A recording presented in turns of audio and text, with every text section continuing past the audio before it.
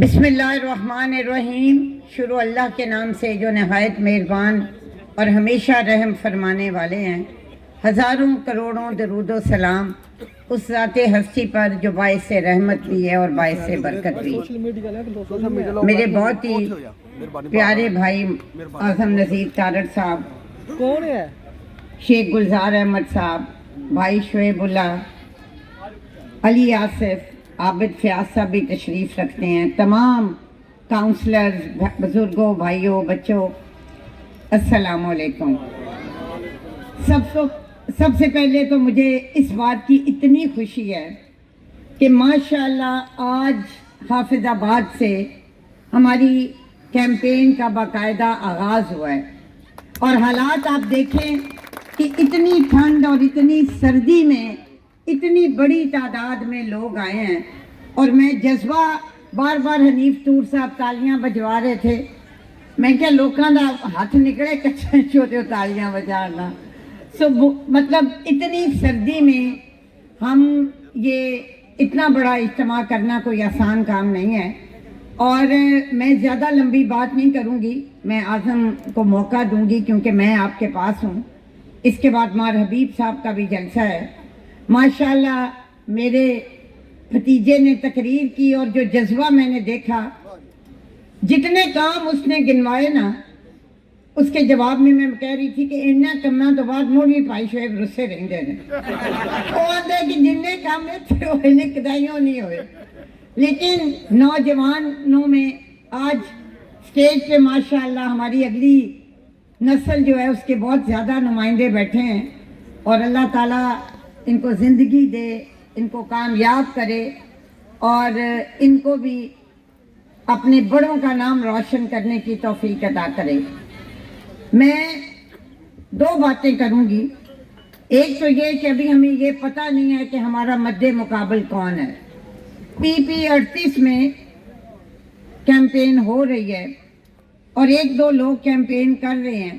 اس election میں جو ایک چیز میں نے دیکھی اور جس سے مجھے یقین ہوا کہ انشاءاللہ فتح ہماری ہوگی، وہ یہ ہے کہ جو بھی ہمارا مخالف ہے نا، اس نے ایک سوشل میڈیا کا یا کوئی ایک آدھا صحافی اپنے ساتھ لگایا ہے، اور وہ منفی سیاست کر رہے ہیں، ذاتیات پہ بات کر رہے ہیں، اور یہ سارے حافظ آباد میں ہو رہا ہے۔ جب آپ مقابلہ نہیں نہ کر سکتے میدان میں، تو پھر آپ اس طرح کے اچھے ہٹ کنڈے بناتے ہیں۔ ہم کیا ہیں یہ ہم سے زیادہ آپ کو پتہ ہے۔ حافظ آباد کا بچہ بچہ جانتا ہے کہ اس میں کون کس طرح کی سیاست کرتے ہیں اور کس کا کیا نسب العین ہے۔ اگر آپ قومی سطح پہ دیکھیں تو میاں نواز شریف کی اور باقی لوگوں کی سیاست کا فرق آپ کو لگے گا۔ حافظ آباد نون لیگ کا قلعہ تھا، ہے اور رہے گا، اور اس کی وجہ یہ ہے کہ اللہ کی مہربانی سے جب بھی حکومت آئی نون لیگ کی، اس نے حافظ آباد کو امن دیا، حافظ آباد کو ترقی دی، حافظ آباد کے سرکاری محکموں میں ایک عام آدمی کی، ایک غریب آدمی کی رسائی کو یقینی بنایا۔ جو چیز مجھے ملی وہ ہر اس مستحق کو ملی کہ جو اس حافظ آباد کا رہائشی تھا۔ آپ دیکھیں کہ ہسپتال کس کے دور میں بہتر ہوئے، اسکول کس کے دور میں بہتر ہوئے، محکمے کس کے دور میں بہتر ہوئے۔ مجھے آج بھی وہ دن یاد ہے کہ جب ڈگری کالج میں یوتھ پروگرام کے تحت شہباز شریف صاحب نے لیپ ٹاپ دیے، تو ایک بچی کو جب میں نے لیپ ٹاپ دیا، اس نے نقاب کیا ہوا تھا اور وہ زاروں قطار رو رہی تھی اور کانپ رہی تھی۔ جب میں نے اس کو ساتھ لگایا تو میں نے کہا کیا ہوا ہے بچے؟ اس نے کہا میڈم میں نے کبھی زندگی میں نہیں سوچا تھا کہ یہ لیپ ٹاپ مجھے ملے گا۔ جب ہم نے وہ گرین ٹریکٹر سکیم کے تحت اس شخص کو میں نے چابی دی جو کالے کی کا تھا، اور جب لسٹ آئی تو مجھے کہا گیا کہ جی یہ سانو ووٹ ہی نہیں پاندے باجی آپ۔ جب میں نے چابی تو وہ بزرگ اپنا سر نہیں اٹھا رہا تھا۔ میں نے اس کو کہا کہ کی گل ہے؟ اس آخیا میں اج تک تمہیں ووٹ نہیں دیتے۔ تو میں کیا پھر کہ اس آخیا کہ تہاڈی حکومت مینوں یہ بھی دیندی ہے۔ آپ کو یاد ہوگا جب لائف اسٹاک کے تحت بڑی جاگ گئی ہے قوم اللہ دے فضل نالوں۔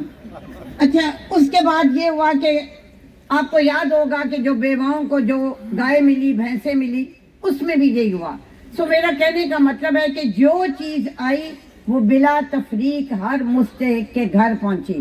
ہم نے یہ نہیں دیکھا کہ یہ ہمیں ووٹ دیتا ہے یا نہیں دیتا. خدا کے لیے دنیا کس طرف جا رہی ہے اور پاکستان کس طرف جا رہا ہے.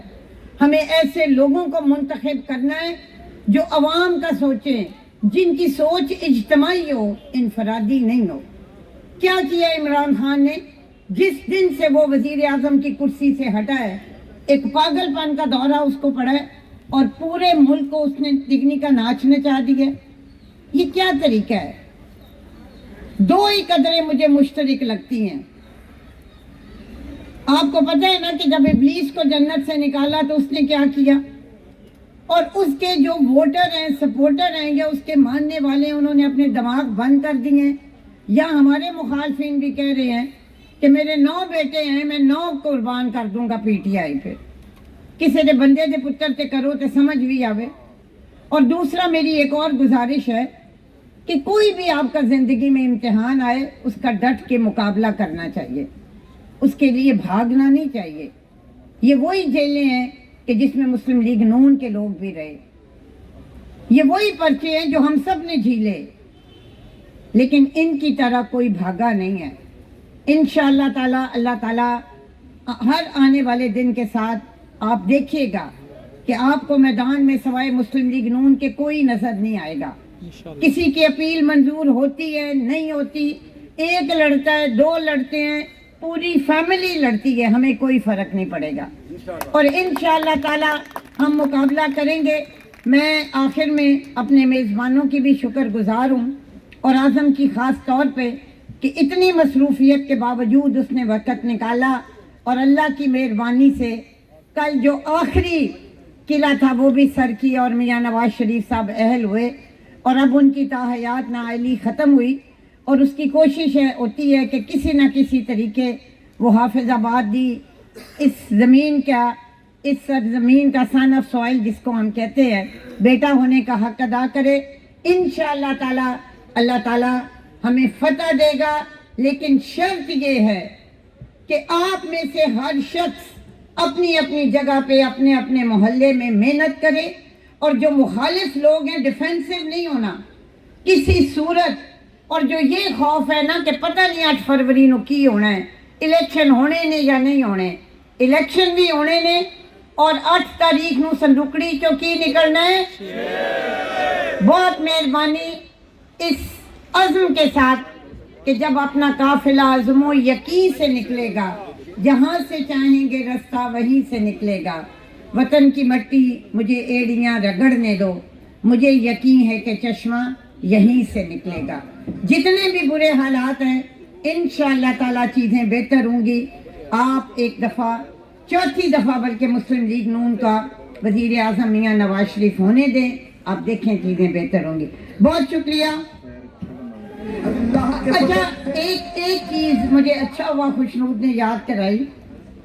میں وہ آج چونکہ پہلا جلسہ ہے, حافظ آباد شہر والوں, آپ سے تو کوئی ووٹ مانگنے آئے نا ہمارے مخالف, تو ان کو ایک بات ضرور یاد کرانا کہ آپ تو بڑے خوش تھے کہ شہر وچوں نکل گیا ہے.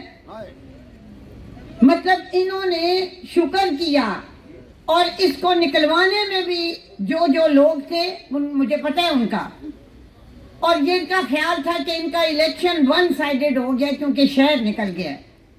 اب شہر نے یہ ثابت کرنا ہے اللہ کی مہربانی سے کہ ہم مسلم لیگ نون کے تھے, ہیں اور رہیں گے. بہت اس میں بھی اعظم کا بہت بڑا رول ہے اللہ کی مہربانی سے. اور انشاءاللہ تعالیٰ آپ دیکھیے گا حلقہ ہمارا بڑا ہو گیا ہے, پورا ضلع ہے, لیکن ہمارا پرپوزل بالکل یہی تھا کہ یا ہمیں شہر واپس کریں اور بیچ میں سے کچھ علاقہ نکالیں جو ماضی میں تھا, اور اگر نہیں تو پورا حافظ آباد دیں. میں نے اپنے وکیل کو بھی کہا تھا کہ حافظ آباد ایک انچ اللہ کی مہربانی سے ہمارا ہے, اور ہم اس پہ فخر کرتے ہیں. بہت شکریہ جی.